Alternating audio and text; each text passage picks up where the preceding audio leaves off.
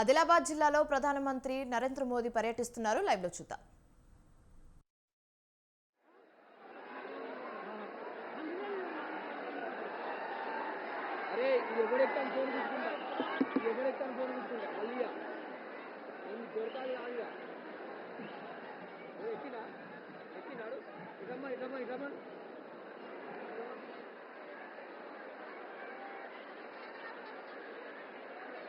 దయచేసి ఎవరి స్థానాల్లో వాళ్ళు కూర్చోవాలి.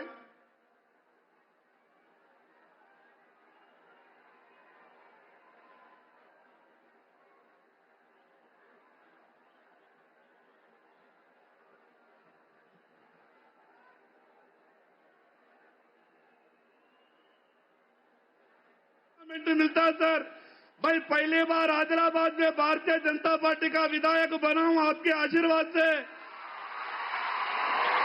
मुझे वो सीमेंट फैक्ट्री के लिए आपके तरफ से लोग एक अश्योरेंस चाह रहे सर, प्लीज आदिलाबाद के लिए वो एक काम के लिए और जो मेरे को बात करने के लिए मौका दिए।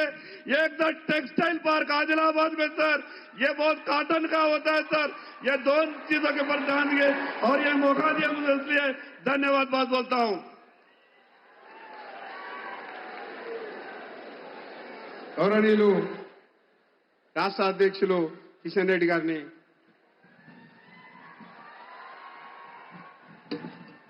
భారత్ మాతా కీ. ఆదిలాబాద్ అంటే ఆదివాసీల అడ్డ, కొమరం భీం సంబంధించినటువంటి గడ్డ ఇది. కాబట్టి మనమందరం కూడా మరి వీరులకు సంబంధించినటువంటి గడ్డలో పుట్టినాం కాబట్టి మనమందరం కూడా రెండు చేతులు పిడికిలు బిగించి నినాదం ఇవ్వాలి. भारत माता की, भारत माता की जय श्री राम, श्री रामचंद्र महाराज की, नरेंद्र मोदी गारी नायकत्వం, नरेंद्र मोदी गारी नायकत्వం, भारतीय जनता पार्टी. మన భారతదేశానికే కాదు యావత్ ప్రపంచానికి నాయకుడిగా ఈరోజు ప్రపంచ చిత్రపటంలో భారతదేశ గౌరవాన్ని మరి ఇనుమడింప చేస్తూ దేశంలో గత 10 సంవత్సరాలుగా దేశం యొక్క ముఖ చిత్రాన్ని ఒక నీతివంతమైనటువంటి ప్రభుత్వము, ఒక సమర్థవంతమైనటువంటి ప్రభుత్వము, ఒక సుస్థిరమైనటువంటి ప్రభుత్వము, అభివృద్ధి లక్ష్యంగా పనిచేస్తున్నటువంటి ప్రభుత్వాన్ని, పేద ప్రజల కోసం, బడుగు బలైన వర్గాల కోసం మరి పనిచేస్తున్నటువంటి ప్రభుత్వంగా పేరు తెచ్చుకొని ఈరోజు మూడోసారి రానున్నటువంటి పార్లమెంట్ ఎన్నికల్లో మరి ఈరోజు నరేంద్ర మోడీ గారు దేశ ప్రజల ఆశీస్సులు తీసుకోవడం కోసం రావడం జరిగింది. ముఖ్యంగా ఆదిలాబాద్ పార్లమెంట్ నియోజకవర్గానికి సంబంధించినటువంటి ప్రజలకు కూడా హృదయపూర్వకంగా ధన్యవాదాలు తెలియజేస్తా ఉన్నాను. గతంలో కూడా ఇక్కడ నుంచి పార్లమెంట్ సభ్యుడిని గెలిపించడం జరిగింది. ఈసారి నరేంద్ర మోడీ గారు మరి మూడోసారి దేశ ప్రధానమంత్రిగా ఈ యొక్క అన్ని వర్గాల ప్రజల ఆశీస్సులు అందజేసి ఆయనను మనం ఆశీర్వదించాల్సిన అవసరం ఉంది. అందుకే నరేంద్ర మోడీ గారు ఈరోజు విజయ సంకల్ప యాత్ర పేరుతో మన తెలంగాణలో జరుగుతున్నటువంటి కార్యక్రమంలో భాగంగా ఈరోజు హైదరాబాద్ ప్రజల ఆశీస్సుల కోసం నరేంద్ర మోడీ గారు వచ్చారు. కాబట్టి మనందరం కూడా వారికి హృదయపూర్వకంగా స్వాగతం పలికి రానున్నటువంటి ఎన్నికల్లో భారతీయ జనతా పార్టీని మరి ఈ యొక్క తెలంగాణ రాష్ట్రం నుంచి 17కు 17 సీట్లు గెలిపించాల్సిందిగా నేను ఈ సందర్భంగా కోరుకుంటూ హైదరాబాద్ లో మరి ఉన్నటువంటి ఎంఐఎం సీటును కూడా ఓడించి ఈరోజు భారతీయ జనతా పార్టీ జెండా ఎంఐఎం సీట్లో కూడా గెలిపించాల్సినటువంటి అవసరం ఉందని మనం చేస్తున్నాను. ఈ రాష్ట్రంలో బీఆర్ఎస్ పార్టీ భవిష్యత్తు లేదు, కేసీఆర్ భవిష్యత్తు లేదు. కేసీఆర్ పార్టీ నిన్నటి పార్టీ, కేసీఆర్ పార్టీకి రేపనేది లేదు. ఎందుకంటే 10 సంవత్సరాలుగా కేసీఆర్ కుటుంబ పాలన తెలంగాణ ప్రజల మీద వృద్ధి చేసినటువంటి నిర్వాకము, అవినీతి, అహంకార పూరితమైనటువంటి నియంత్రిత ప్రభుత్వం మనం చూశాము. అందుకే ప్రజలు కేసీఆర్ పార్టీని తిరస్కరించారు. ఇక ఉన్నటువంటి కాంగ్రెస్ పార్టీ ఏదైతే అనేక రకాల హామీలు ఇచ్చి అధికారంలోకి వచ్చిందో కాంగ్రెస్ పార్టీ ఈ హామీలు అమలు చేసే పరిస్థితి లేదు. ఏ రకంగా ఈ రాష్ట్రంలో రైతులకు మేలు చేస్తారో, నిధులు ఏ రకంగా సమకూర్చుకుంటారో, మీరు 6 గ్యారెంటీలు ఏ రకంగా అమలు చేస్తారో కాంగ్రెస్ పార్టీ దగ్గర రోడ్ మ్యాప్ లేదు, ఒక కల్పన లేదు. కాంగ్రెస్ పార్టీ ఓటు బ్యాంక్ రాజకీయాలు తప్ప వచ్చే పార్లమెంట్ ఎన్నికలు దృష్టి పెట్టుకొని ప్రజలను మభ్యపెట్టేటువంటి ప్రయత్నం చేస్తుంది తప్ప కాంగ్రెస్ పార్టీ దగ్గర ఏ రకమైనటువంటి ఎజెండా లేదు. ఎన్నికలకు ముందు గ్యారంటీలు ఇచ్చారు. రైతులకు రైతు బంధు పెంచుతాము, రైతులకు సంబంధించి అన్ని రకాలుగా ఆదుకుంటామని చెప్పారు. నిరుద్యోగ వృత్తి ఇస్తామని చెప్పారు. మహిళలకు 2,500 రూపాయలు నెలకి ఇస్తామని చెప్పారు. కానీ మనం చేస్తున్నాను ఏది కూడా కాంగ్రెస్ పార్టీ చేయదు. ఈ తెలంగాణ బాగుపడాలంటే, తెలంగాణ మరింతగా ఒక భవ్యమైనటువంటి తెలంగాణగా నిర్మాణం జరగాలంటే వచ్చేటువంటి పార్లమెంట్ ఎన్నికల్లో నరేంద్ర మోడీ గారి నేతృత్వంలో అద్భుతమైనటువంటి మెజార్టీ తెలంగాణలో రావాలి. ఈ యొక్క ఆదిలాబాద్ పార్లమెంట్ లో కూడా అద్భుతమైనటువంటి మెజార్టీతో మన భారతీయ జనతా పార్టీ అభ్యర్థి గెలవాలి. అందుకే మీ అందరినీ కోరుతూ ఈ యొక్క కార్యక్రమంలో పాల్గొంటున్నటువంటి మీ అందరికీ ధన్యవాదాలు తెలియజేస్తూ సెలవు తీసుకుంటున్నాను. ఇప్పుడు మన ప్రియతమ ప్రధానమంత్రి నరేంద్ర మోడీ గారు మన ఉద్దేశించి ప్రసంగిస్తారు.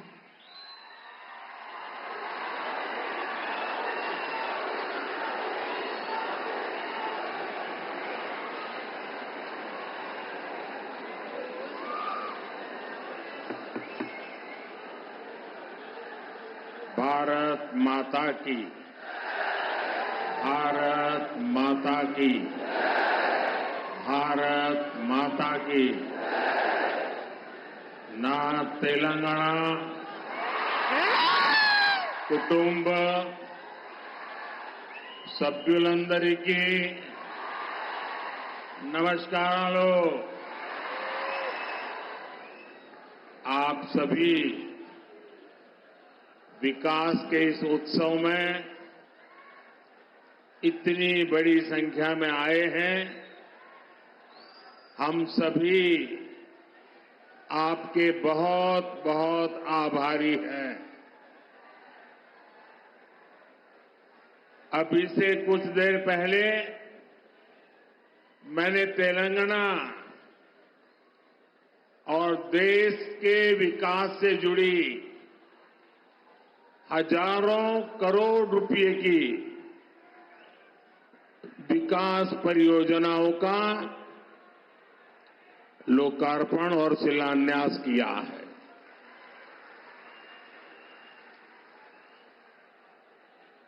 कुछ लोग आदत से मजबूर होते हैं, मेहनत करने की कुछ आदत भी कम होती है और इसलिए बड़ी सरल भाषा में कह देते हैं कि ये तो चुनावी सभा है. मेरे भाइयों बहनों और मेरे कुछ साथी जो भांति भांति का एनालिसिस करते हैं, जरा समझो ये चुनावी सभा नहीं है. चुनाव की तो अभी घोषणा भी नहीं हुई है. आज देश में विकास का जो उत्सव चल रहा है, उसमें मैं अपने तेलंगाना के भाइयों और बहनों के बीच ये विकास का उत्सव मनाने आया हूं. मेरी बात से आप सहमत हैं ना? सहमत हैं ना? इतनी बड़ी संख्या में माताएं बहनें आई हैं, आप सहमत हैं ना? मैं हिंदी बोलूंगा तो चलेगा ना?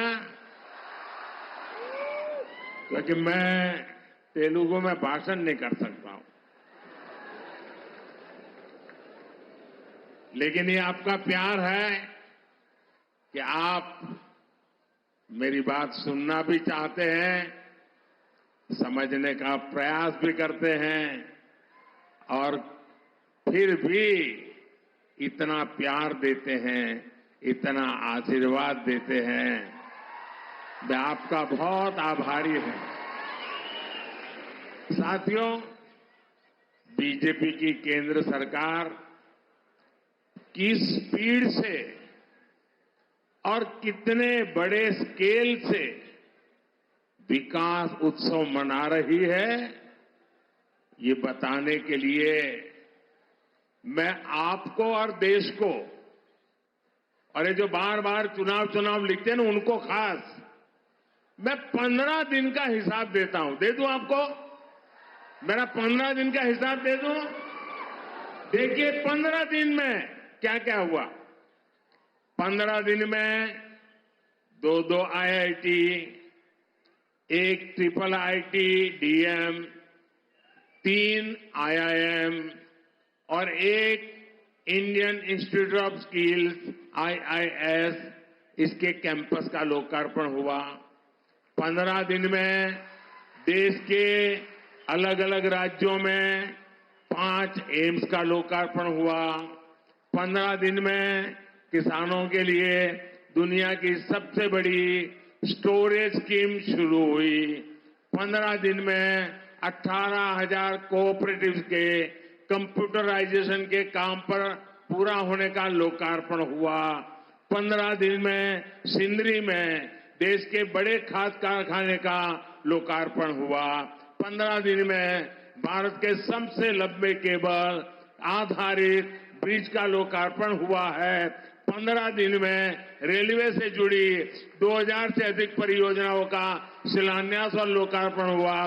15 दिन में ही ऑयल और गैस सेक्टर से जुड़े 1.5 लाख करोड़ रुपए से ज्यादा के प्रोजेक्ट देश को मिले हैं। 15 दिन में ही केजी बेसिन में फर्स्ट ऑयल का लोकार्पण हुआ है। वहां से निकले कच्चे तेल के पहले टैंकर को हरी झंडी दिखाई है। 15 दिन में ग्लोबल टेक्सटाइल इवेंट का उद्घाटन हुआ है। 15 दिन के ये काम आत्मनिर्भर भारत से विकसित भारत के निर्माण को और सशक्त कर रहे हैं। अब बताइए, ये विकास का उत्सव है कि नहीं है? ये लोगों के कल्याण का उत्सव है कि नहीं है? ये लोगों की भलाई का उत्सव है कि नहीं है? अरे चुनाव तो जब आएगा तब देखा जाएगा। मुझे तो देश को आगे बढ़ाना है। मैं सही बोल रहा हूं ना?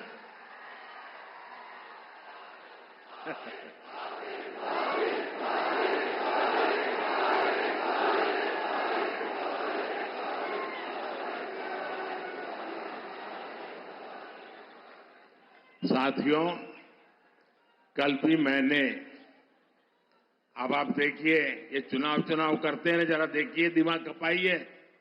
कल भी मैंने दिन भर सभी मंत्री और भारत सरकार के सभी वरिष्ठ सचिव अधिकारी, यानी एक प्रकार से टॉप टीम, करीब 125 लोग,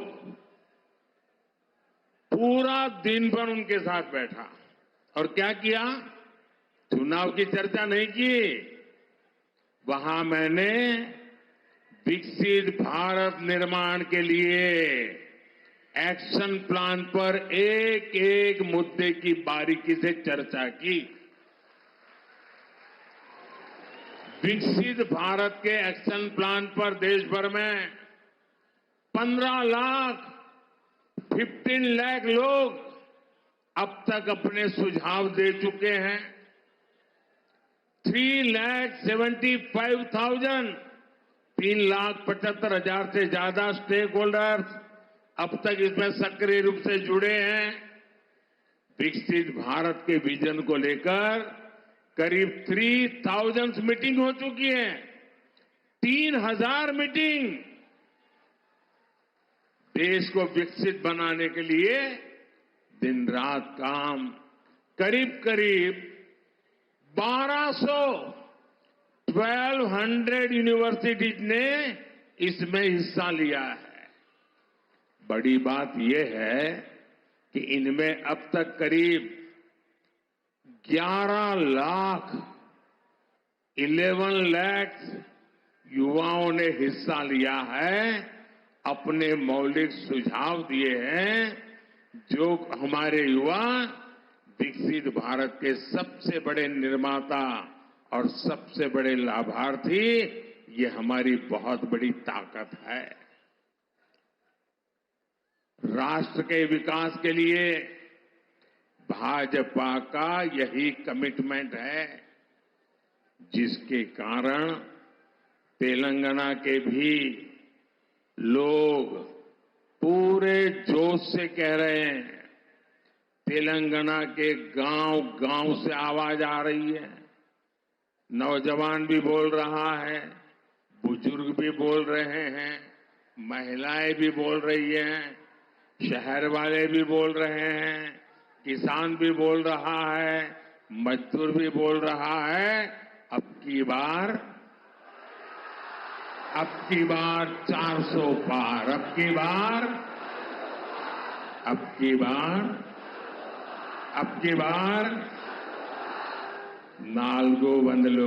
తట్టాలి। బీజేపీకి ఓటు వేయాలి। साथियों, ये धरती रामजी गोंड और कोमाराम भीम जैसी महान विभूतियों की धरती है। आजादी के इतने दशकों तक तेलंगाना की इस धरती ने उन्होंने जो योगदान दिया, उस योगदान को कभी सम्मान नहीं दिया गया।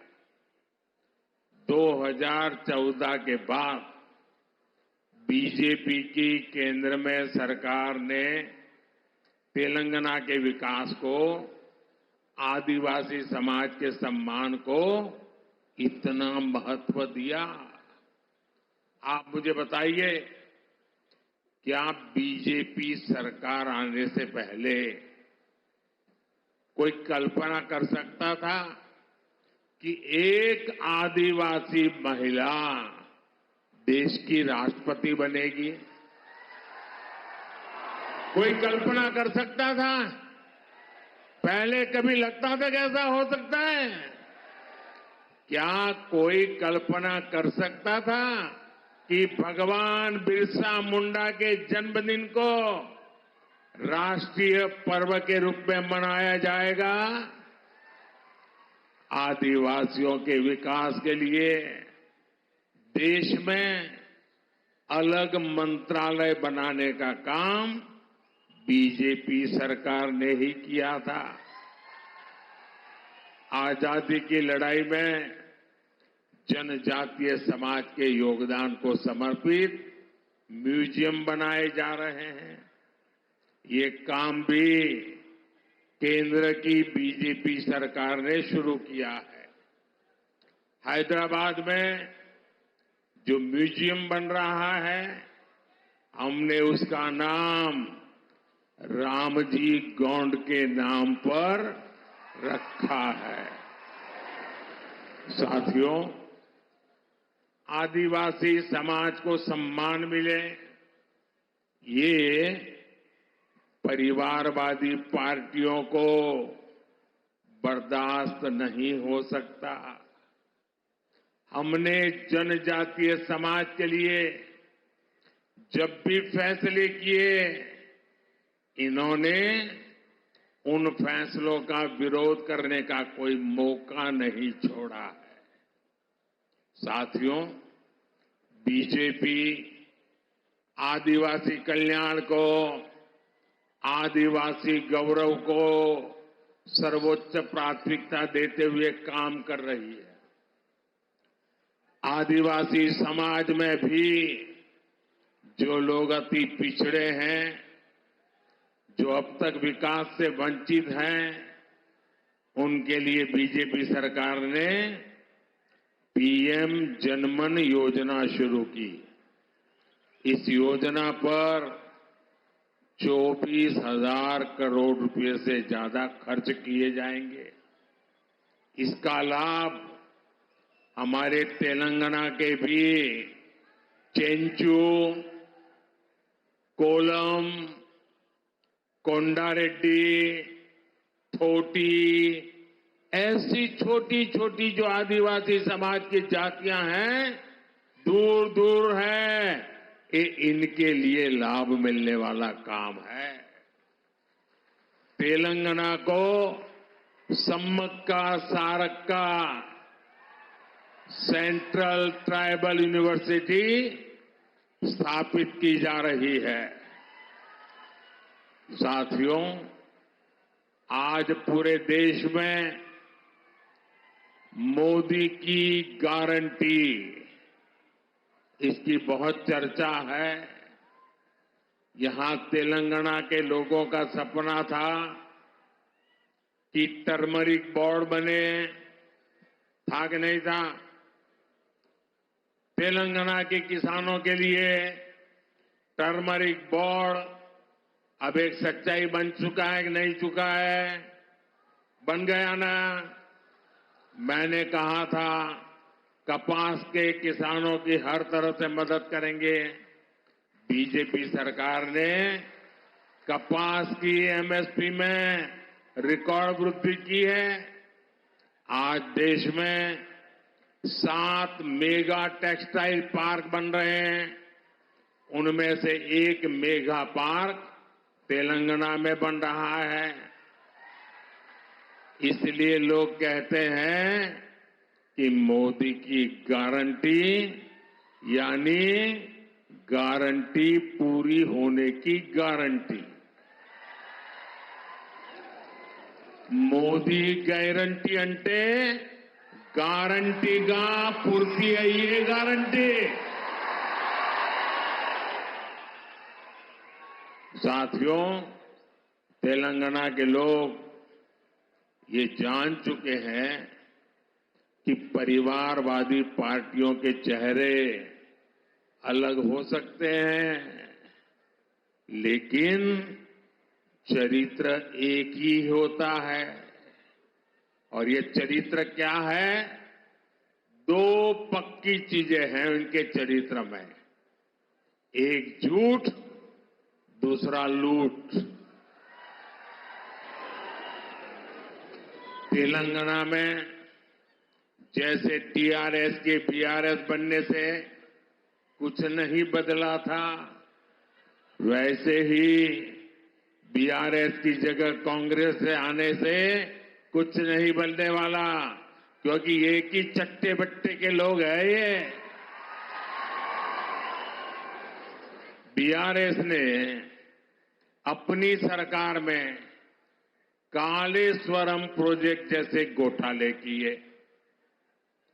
कांग्रेस की सरकार उस पर कार्रवाई करने के बजाय फाइलों को दबाकर बैठ गई। तुम भी भले हम भी भले, तुमने खाया मैं खाऊंगा, यही करते हैं। साथियों, भ्रष्टाचार, परिवारवाद और तुष्टीकरण में आकंठ डूबे इंडी गठबंधन के नेता बौखलाते जा रहे हैं। अब इन्होंने 2024 के चुनाव का अपना असली घोषणा पत्र निकाला है। मैं इनके परिवारवाद पर सवाल उठाता हूं तो इन लोगों ने बोलना शुरू कर दिया है कि मोदी का कोई परिवार नहीं है। अब तो कल ये कह देंगे कि तुम कभी जेल में तुझे सजा नहीं हुई इसलिए तुम राजनीति में नहीं आ सकते, ये भी कह देंगे। तेलंगाना के मेरे भाइयों बहनों, मेरा जीवन खुली किताब जैसा है।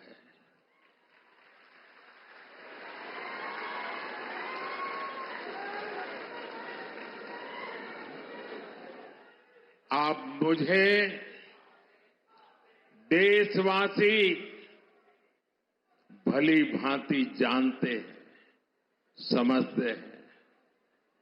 मेरी पल पल की खबर देश रखता है और कभी मैं रात देर तक जब काम करता हूं और खबर बाहर निकल जाती है तो देश से लाखों लोग मुझे लिखते हैं, बताते हैं कि इतना काम मत करिए, कुछ आराम करिए। ये प्यार भाइयों बहनों, एक सपना लेकर के बचपन में घर छोड़ा था, और जब मैंने अपना घर छोड़ा एक सपना लेकर के चला था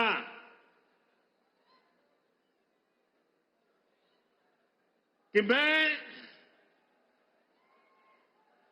देशवासियों के लिए जीऊंगा।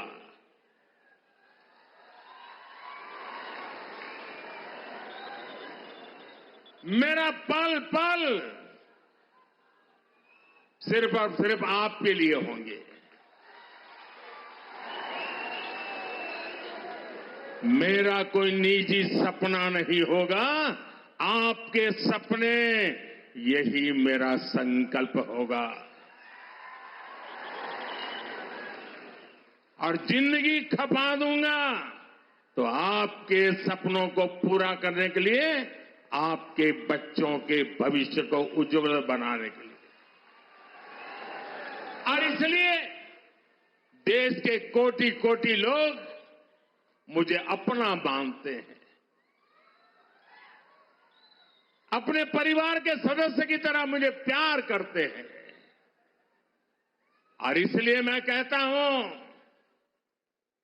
140 करोड़ देशवासी, यही मेरा परिवार है। ये नौजवान, यही मेरा परिवार है। आज देश की करोड़ों बेटियां, माताएं, बहनें, यही मोदी का परिवार है। आज देश का हर गरीब, ये मेरे परिवार है। आज देश के कोटि कोटि बच्चे, बुजुर्ग, ये मोदी का परिवार है। जिसका कोई नहीं है, वो भी मोदी के हैं, और मोदी उनका है। मेरा भारत, मेरा परिवार, मेरा भारत, मेरा परिवार, यही भावनाओं का विस्तार लेकर के मैं सपनों को संकल्प के साथ सिद्ध करने के लिए आपके लिए जी रहा हूं, आपके लिए जूझ रहा हूं, और आपके लिए जूझता रहूंगा।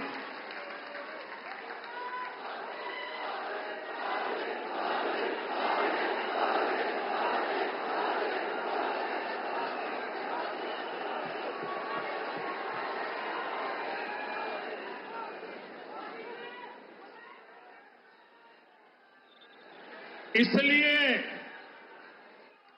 आज पूरा देश एक सुर में कह रहा है, मैं हूं मोदी का परिवार,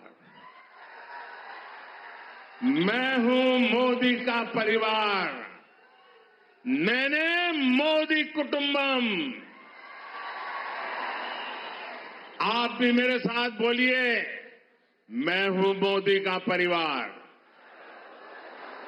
मैं हूं, मैं हूं, मैं हूं, मैं हूं नेने मोदी कुटुंबम। नेने, नेने, नेने। साथियों, आखिर में मैं तेलंगाना के लोगों को, देश के अन्य लोगों का एक संदेश भी देना चाहता हूं, और गर्व से भरे हुए लोगों को मैं कहना चाहता हूं, राम मंदिर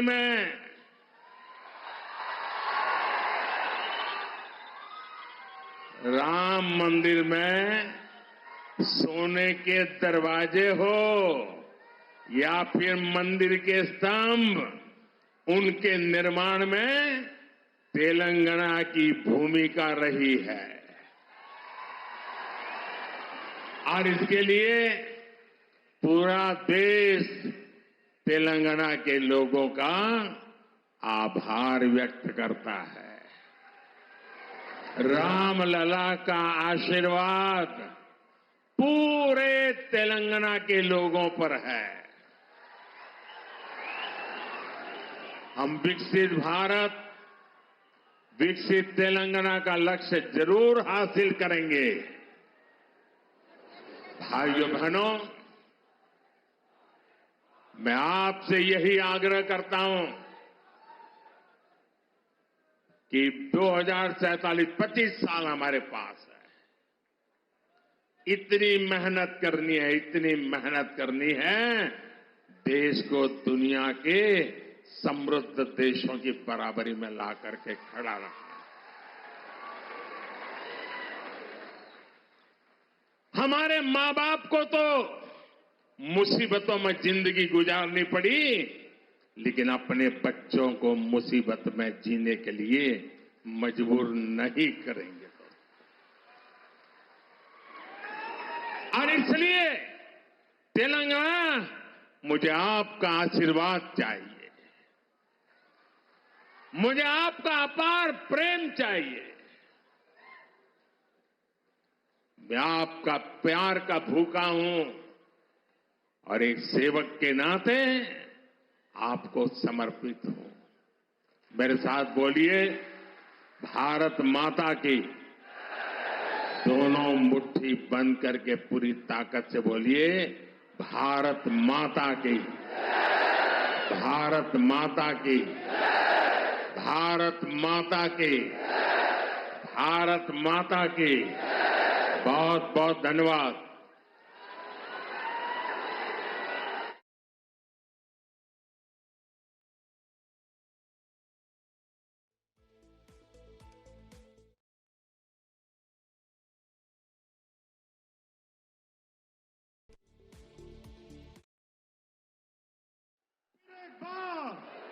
फिर एक बार